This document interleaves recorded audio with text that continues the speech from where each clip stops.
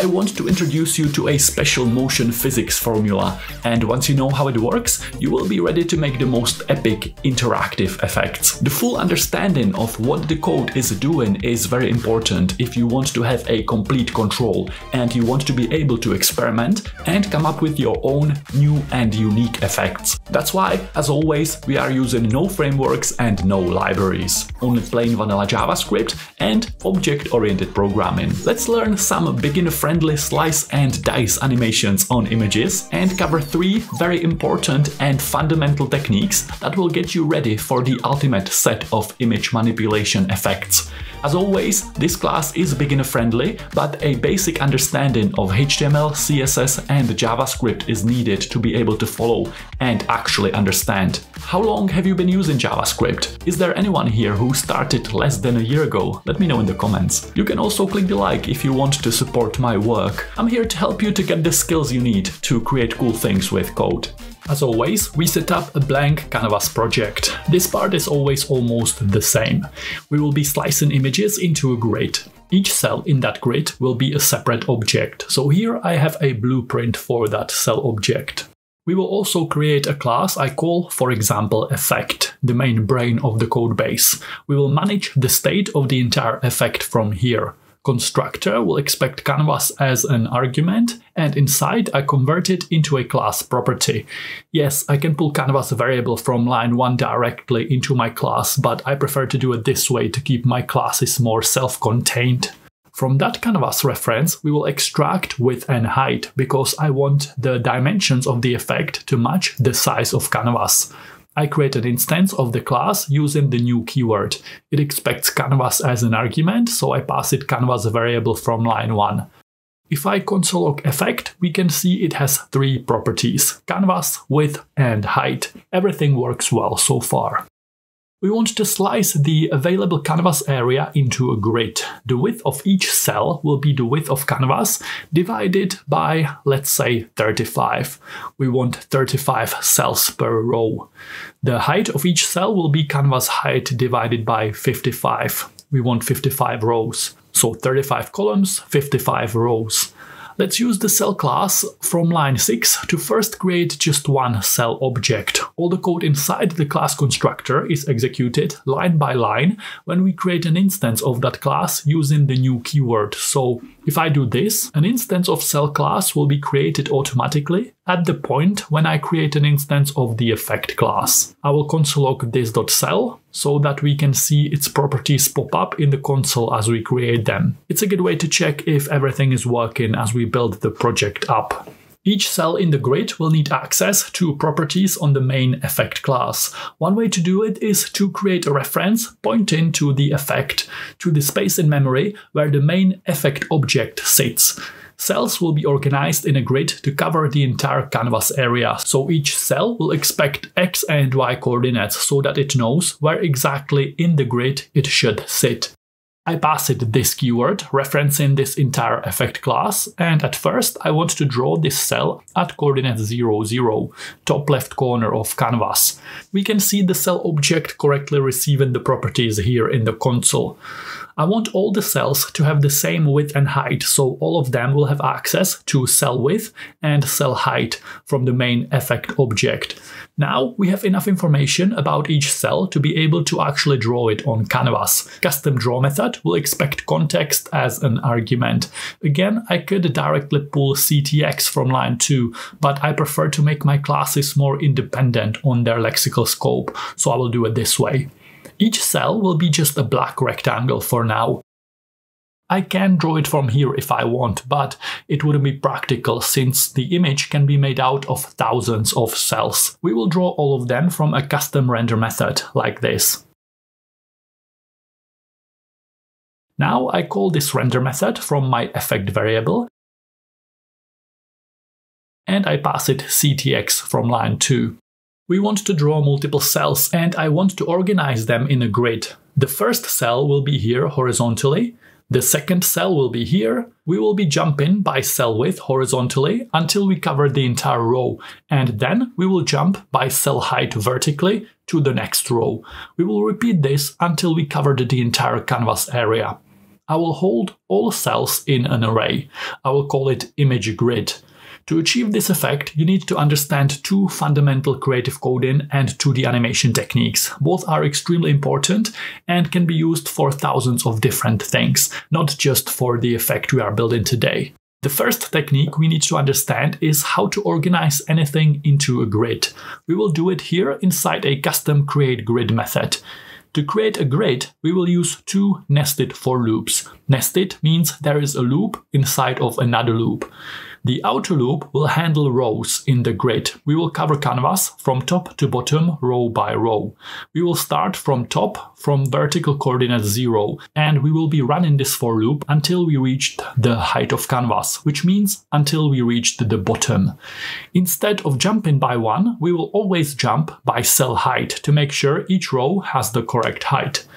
Every time we jump to a new row, we will use another for loop to cycle over all horizontal cells on that row from left to right, from 0 to canvas width. Let's write this all out and we will quickly recap how the logic works. Organizing objects in a grid is an extremely useful technique to understand for creative coding and also for making 2D games, for example.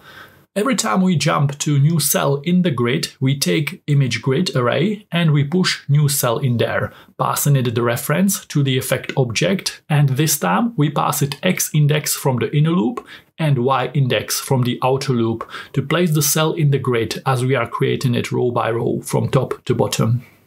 So to recap, the outer loop handles rows, the inner loop handles columns, the cells that sit horizontally next to each other inside each row.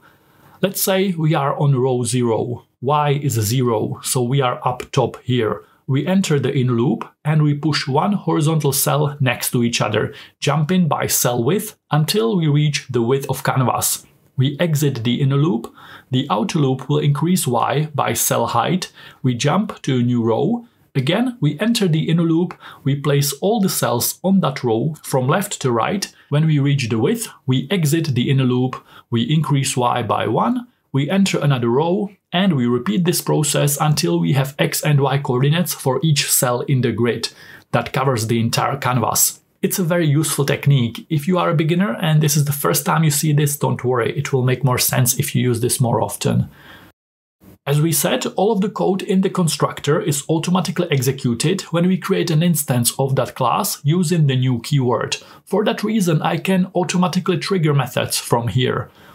I will call create grid so that when we create an instance of effect class, a grid of cell objects is automatically created as well. I get an error because we don't have this.cell here. Instead of this line, I will call for each method on image grid on the array from line 26, and for each cell object we just pushed into that array, I will call its draw method. I want to draw all of the cells we just created. In console, I can see that my array contains 1980 cell objects. I will stroke them instead so we can better see the grid we just created. Nice work! I can change these values to increase or decrease the size of my cells. Now I take an image. Ideally, the image should be the same size as canvas. In my case, that's 500 times 700 pixels. I put the image inside my project folder and I reference it here. I give it an ID of project image.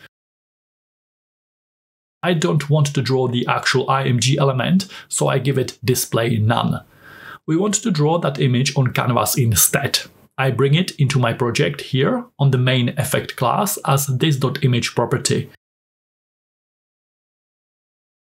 Inside render, I call built-in draw image method and I pass it the image I want to draw and x and y coordinates where to draw it. I can move the image around like this. I can also give it optional width and height arguments, and the image will be stretched or squeezed to fit into that predefined area. I want to slice the image into pieces, so I will instead use the longest version of draw image method with 9 arguments. This version gives us the most control over the image we are drawing or animating. We pass it the image we want to draw, source x, source y, source width, and source height of the area we want to crop out from the source image, and destination x, destination y, destination width, and destination height to define where to draw that cropped out piece of image on destination canvas. So let's say I want to crop out this area between coordinates 0, 0 and 200, 400, and I want to stretch that cropped out piece over the entire canvas. So we are stretching it from coordinates 0, 0 to canvas width, canvas height.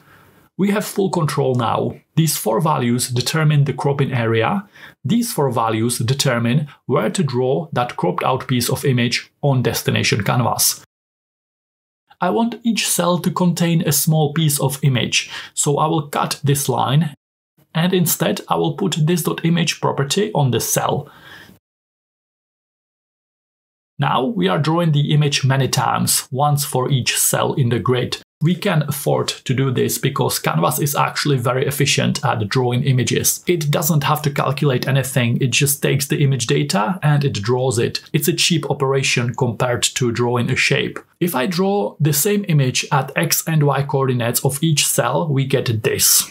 If I give it width and height, each cell contains the entire image. We already know that we need 4 more arguments to crop out a piece of that image. Source x, source y, source width and source height. And we already organized these cells in a grid, so we already have the values of the cropping coordinates. We can just do this. Simple. Now it looks like we are just drawing a single image again, but actually at this point we are drawing a piece of the image from each cell, and the cells combined together create the full image. How can I prove this? For example, I will use auto-generated index here. 2 arguments, so we need brackets. Only draw the cell with index of 300 or 500. Only draw the cells with an index higher than 500 or lower than 500, lower than 600, 800, 1200, 1300. I think we have proven the point. This is no longer a single image, it's made out of many pieces. If you want, you can save this codebase in a separate folder for some other experiments, because there are hundreds of different effects you can do now. You can, for example, bounce the cells around the image by changing their x and y coordinates, make them fall down, give them some physics as they fall into place to construct the image, for example. What I will do instead, I will be sliding the cropping area around based on the distance of each cell from the mouse. For the next step, I will create an animation loop. We will be updating some values and redrawing the cells over and over again to create an illusion of movement. I put render inside, and I call built-in request animation frame, and I call animate to kick the animation off. It looks static, but we are already animating. I can prove this. I give each cell slide X and slide Y properties. Very different things will happen depending on where inside the draw method we add these. I will add these to source X and source Y coordinates that determine the cropping area, but we could also add them to destination X and destination Y for a completely different set of effects. If each cell has the same slide value, the entire image will move. But what will happen if we randomize them? This randomizes them just once on the first page load. What if I create an update method and I randomize this for each animation frame? For each animation frame, we call update and we will redraw all the cells over and over again. Interesting. I hope this doesn't give someone a headache. I can also randomize slide Y like this. Beautiful chaos, creative coding. I can also make the image slide to the side. Higher value, I guess. Yes. Move faster. Move in the opposite direction. Right. I think we've proven that we are indeed animating. We can also make the grid visible here. I can delete this console log. I want to capture mouse coordinates. I create an object here that will hold them for me. Radius will be the interaction area around the mouse in which the cells react to mouse presence in some way. I take this.canvas reference from line 28 and I add mouse move event listener. I can declare event listeners here inside the constructor. We already know this means they will be automatically applied when we create an instance of effect class. The only thing here is that the callback function cannot be a regular function. It needs to be an ES6 arrow function to allow us to use this keyword that points to this effect object and its properties from inside this callback. Otherwise, it would be undefined. Arrow functions inherit this reference, this keyword, from the parent scope. I can console log the auto-generated event object, and if I open it, we want the X and Y coordinates of the mouse cursor. Important thing here is that these values are only good for us if the canvas is full screen. Since my canvas is not full screen, I need X and Y coordinates that account for the white area around canvas. So I will have to use offset X and offset Y values instead. These properties account for the white space between the web page and canvas to give us the correct mouse position in relation to canvas. Since I used an arrow function here, I can access this.mouse.x from inside the callback, and I can set it to e.offsetx. And I do the same for the vertical y coordinate. I test it by console logging these values. I move mouse over the canvas and I'm getting the coordinates. Now, the second most important technique we will use today. We want to calculate the distance between 2 points in a 2D space, in this case between mouse and the cell. To do that, I will need dx, the distance between the mouse and this cell object on the horizontal x-axis. I will have a helper property here I call vx, velocity on the horizontal x-axis. If I do slide x plus equals dx, we get complete chaos.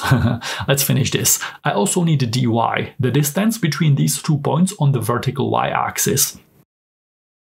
To calculate the distance between these 2 points in a 2D space, I need to calculate a hypotenuse. We have this side and this side, so the distance between these 2 points is the hypotenuse, the longest side of the right triangle, which means I can use Pythagoras theorem formula, which would look like this in JavaScript. But since we are in JavaScript environment, we can also use built-in math.hypotenuse method, which will give us the same value. So we know the distance between mouse and this cell, and I say if the distance is less than the radius value we defined on the mouse object, we will do some motion physics. We will create a helper variable I call, for example, force. It will be equal to the ratio between the current distance and the radius, which represents the maximum possible distance within which the cells will react to the mouse. I set velocity x to force, and for each animation frame, we increase slide x, horizontal cropping area, for each cell by this.vx, horizontal velocity. As I move the mouse around, it's clear we are actually detecting the distance already. I say else, if the distance is more, make sure the cells stop sliding. Vertical velocity will also be equal to force. We add it here. I define it up here. And I will stop the sliding in the else statement again. Okay, we are getting there. On the first page load, we are getting some movement in the top left corner coming from the coordinates 0, 0. That is because I'm setting mouse X and Y to null at first. But in this case, JavaScript sees these as 0, 0. So even though it's better to manually set the null, in this case, I have to set to undefined instead. Now, there is no movement at first in the top left corner. That fixed it. Also, when the mouse leaves canvas, the last known mouse position will continue to interact. So I copy this code block, turn it into mouse leave event, and here we will also set them to undefined. Now we get animation only when we move mouse over canvas. We are making great progress. Now I want the image slices to expand in the correct direction, directly away or towards the mouse. This is quite advanced if you never used math.atan2 before. I had to use this method for a few projects before I understood it better, so don't worry if it's not entirely clear. after using it once. If you are an animation beginner, you can just rewatch this part, or you can watch many other tutorials I made where I use this technique. This technique is something a creative coder uses a lot, and it will be clear once you start using it and you play with the values to see what they do. So built-in math.atan2 method will give us an angle in radians, and we can use this angle value to get an angle between 2 points in a 2D space and make two objects move towards or away from each other. In this case, the two objects are the mouse cursor and the cell containing the slice of the image. We are already calculating dx and dy, horizontal and vertical distance between the mouse and the cell, and math.atan2 expects these as arguments to give us the directional angle between them. It expects dy first and dx second. It's important to remember. It's just how this built-in method works. Math.atan2 gives us an angle between 2 points, mouse and cell in this case. It returns the angle in radians between the positive x-axis and a ray from 0, 0 towards a certain point. So the way we use this, the ray goes from object 1, from the cell, towards x and y of the mouse. Keep in mind that mouse can be to the right or to the left of the cell, which means we can get positive or negative values. The value range is between plus pi and minus pi. Using mouse first or second here in this formula will result in different set of values. The resulting angle values will be organized differently, but in creative coding we don't really mind, because once we get the animation, if the objects move towards each other, we can swap their direction by multiplying the values by -1. What I'm saying is we can adjust the code later to whatever values math.atan2 is giving us. I will show you. To recap, for our purposes, math.atan2 takes dy and dx, the distance between 2 points on vertical and horizontal axes, and based on these two values, it will give us an angle between minus pi and plus pi, and from that angle, we know in which direction we want to push the objects to make them move towards or away from each other. The range of values between minus pi and plus pi covers the entire circular area, because full circle is 2 pi, 360 degrees. This means we are covering all the possible directions on a 2D plane. I know this is a lot of math for beginners. Don't feel the pressure to fully understand all of this at this point. Practice will make it clear. Once you understand this technique, you can make so many really cool effects, so it's worth the effort. Okay, so now we will pass this resulting angle value to sine and cosine methods, which will map their position along a circular area. Sine and cosine can work together if they both get the same angle input to create a circular motion or wave motion, depending on how we use them. And since sine and cosine convert these angle values between a range of -1 to +1, we would barely see any motion at all with these small values. So we are multiplying that small directional vector by force, increasing its radius. And we know that force is directly related to the ratio between the current distance between the two objects, mouse and cell, and their maximum possible distance. This will add a lot of nice physics into our project, and the motion will look smooth and natural. We are at the point where I check what motion we get, and then I will just adjust the values to get the motion I want. I synchronize sine and cosine output by swapping them around, and we get this motion instead. So this is how you can get circular motion radiating away from the center point. In this case, our center point is the mouse cursor. I have this else statement here to make the image slide back into place when the mouse moves away. But to get a completely smooth motion where the image pieces slide back and forth, ideally the entire thing should be calculated as a single value, and then we apply that final value to slide X and slide Y properties. This will give us much better result. But how do we do it? I want to have a calculation here. That is a result of two competing forces. The first part here is the push away from the mouse if the mouse and the cell are close enough to each other. And the second portion of this calculation will be a force that slides the images back to their original place. Since both of these forces will be a part of a single formula, we will avoid getting any jittery motion back and forth, because only a single value will be calculated here in the end. Let's expand this formula and explain it. The first part is the force displacing the pieces, and the second part will be trying to put them back to where they originally were, to their initial positions. Now they slide back too fast. Keep in mind this entire update method runs 60 times per second over and over, recalculating these values. So for each animation frame, I don't want to push the slide all the way back, but only by a fraction of the difference between the current position and the original default position.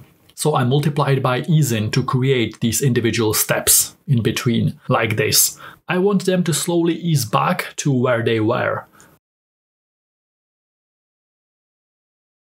I try different values and I see what happens now.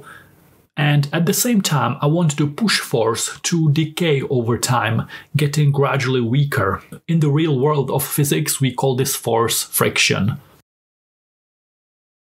So for each animation frame, I want the force to have only 80% of the push power, meaning that it will gradually get weaker and weaker, and it will eventually get overpowered by the second half of the formula that is working against it, trying to slide the cell back to its original place by a fraction of the difference between its current position and its initial original position. I do the same for the vertical y coordinate. So we slide the cropping area of each cell by applying two competing forces on it. These forces work against each other, but they are both a part of a single formula, so we get a smooth motion as a result. If the distance between cell and the mouse is less than radius value we predefined, we are calculating vertical and horizontal force, pushing the slides away from the mouse. That push force is applied to slide x and slide y values as the first part of the formula, and that push force decays for each animation frame by friction. The speed of that decay can be modified by giving this dot friction a different value. Then we are applying a force in the opposite direction. So if there is a plus here, we need a minus here. And that opposite force is a fraction of the difference between the particle's original and the current position. As the push force slowly decays and the animation runs, eventually this right side of the formula will take over and slides will ease back into their original place. I encourage you to play with all these values, swap sine and cosine, swap plus and minus, give friction and ease different values. You can also apply this formula to x and y of the cells instead to get a completely different effect. After you run your own experiments and randomly come up with cool and unique effects, these calculations will make even more sense. I can comment out the rectangles we are drawing because this will make the effect more performant. Drawing images on canvas is cheap, but drawing shapes is expensive, even rectangles that are one of the simplest shapes. The value we give to ease will define how fast the pieces slide back into place. The value we give to friction will define how fast the push force decays per animation frame. Friction always needs to be less than 1 and more than 0. If you give it more than 1, then the push force will just compound endlessly and the image will never reassemble itself again. Not only these values themselves, but also the ratio between these two values will affect the motion. Now the push force decays only by 1/1000th per animation frame, which means it stays high for a long time. This .ease is basically slicing the distance between the base original position and the current position into multiple pieces and moving back towards that original position one slice at a time. If this .ease is 0.01, we move towards the original position by 100th of the distance between the original and the current position per animation frame. But as the push force decays by 10% per animation frame, it will eventually allow the cells to slide back into place. I'm not sure if my explanations at the end helped or made it more confusing. The best way is to play with the values yourself, see what motion you get, and it will start making sense. Now that we covered this technique, you are ready for a more advanced version of this effect, where we turn each pixel in the image into a particle and we apply similar physics formula to them. We can also increase the number of cells that make up the image. The more cells, the more performance demanding the effect will be, of course. Right now, I'm asking JavaScript to draw 3,500 images 60 times per second and slide their cropping areas around, calculating motion physics for each cell. It still runs pretty smooth on my computer, but I probably shouldn't use so many cells. It just shows how good Canvas is at rendering images. Do you want to improve performance of your effects? Try to replace shapes with images if possible, and you will see a massive performance increase. Do you want to see how to use physics formula we learned today for even cooler set of effects? Then join me in the next class. I'll see you there. Okay, this was the beginner-friendly version of the class. I'm coming back to give you some quick fire experiments. I delete this console log. We have these 4 variables to move the cropping area inside each cell and to slide it around. I will create 4 more variables, and these 4 will move the cell itself. So position X and position Y for horizontal and vertical position of each cell, and speed X and speed Y for their movement speed. Slide X and slide Y are applied here to source X and source Y arguments passed to drawImage method. They determine the position of the cropping area. We are sliding that cropping area using Vx and Vy. Now I take position X and position Y, a separate set of variables, and I apply them to destination X and destination Y arguments. So this area will be for the crop effects, and this area will be for cell positions and movement. They will work nicely together if we do this well. Let's see how it goes. Speed X will be the final target position minus the starting position, and we will do ease in again. We will slice that journey into 10 pieces, and we will move cell towards its target position by 1/10 of the distance per animation frame. Speed Y is also the target position minus the starting position divided by some ease-in value. Now I can take these values and apply them to position X and position Y, and since we are using those here inside drawImage as destination X and destination Y, this will actually move the cells themselves, like this. They all move at the same time, so it just kinda scales like this. We can make this much more interesting in many different ways. Let me show you some of them. For example, each cell will have a randomized value between 2 and 12, and we will ease each cell by its own randomized ease-in value. 2 and 52. We can change the starting positions here, so the cells will fly out of different points, different corners of canvas, for example, depending on what we do here. Bottom right corner, bottom middle. Nice, I told you we will make this more interesting. Notice that the images still react to mouse by sliding the cropping area.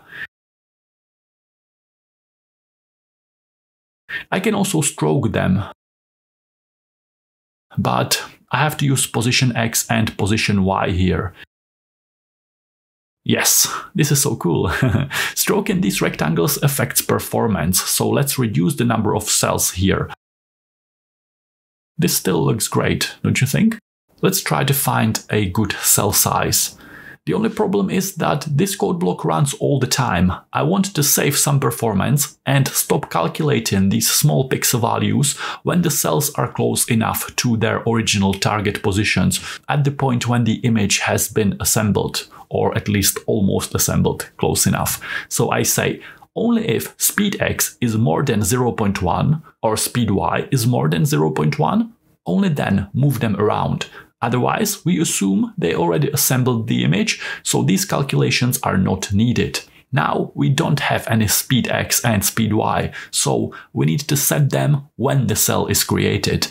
Let's give each cell a custom start method, and here we will set the speeds. We will automatically call this start method from the constructor. The problem is that cells can be to the left or to the right, so speeds can be negative or positive. So basically I want to run this code only when the speeds are less than -0.1 and more than +0.1. which means the cells are far enough from their target positions and I want them to move. Let's just remove the minus by wrapping these in math.absolute like this. It will return the absolute number.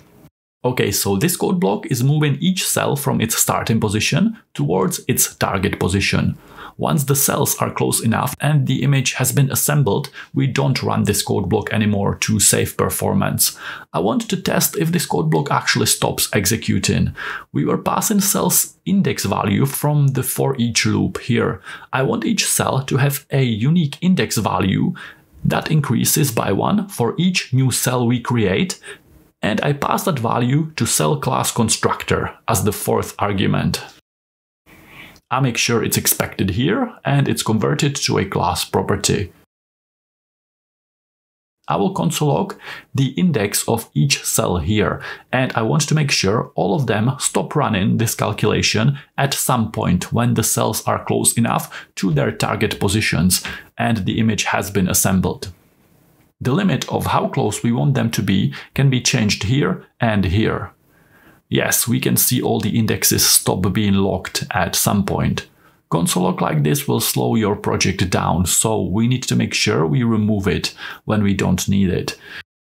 We can do so many other things. Each cell has a unique index value.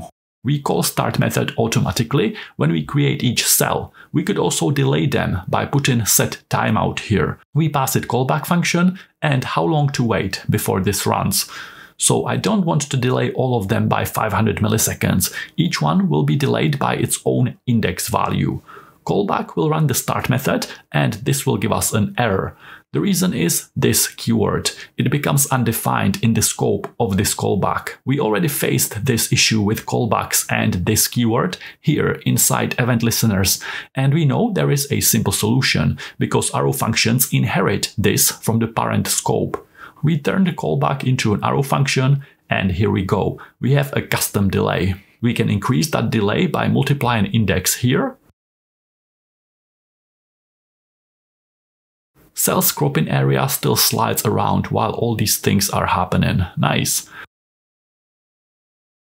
Now I can change the starting positions here to get a set of different interesting effects. How about the middle?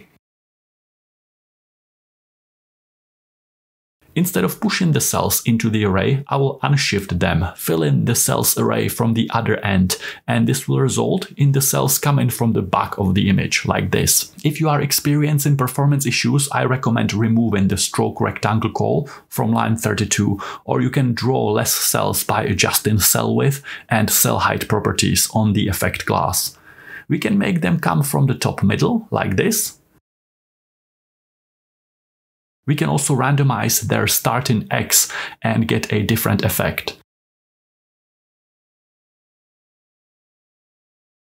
How about random X and bottom Y?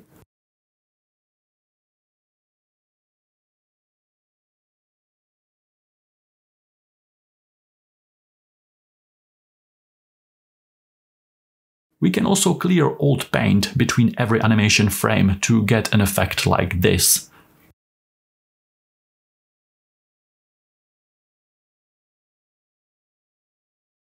How about random X and random Y? 0x and random Y? Negative X and random Y? 0x and 0y, and they all move at a consistent ease. Then I can get more organized patterns by adjusting these two values. I gave you so many more values you can tweak. Now it's time for you to take what we learned and come up with your own unique combination. We have a complete control and we understand how this code works. If you are unclear on some of these, play with the values and watch what happens. It will start making more sense eventually. We can take this to a whole new level by making each cell just a small pixel in the image, and we can have images that are made out of many more pieces. Turn images into particle effects and even particle rain or particle fire, for example. If you followed all the way here, let me know by leaving a comment that says I did it. Now you are ready for the ultimate set of image manipulation effects. I'll see you there. Big like, please.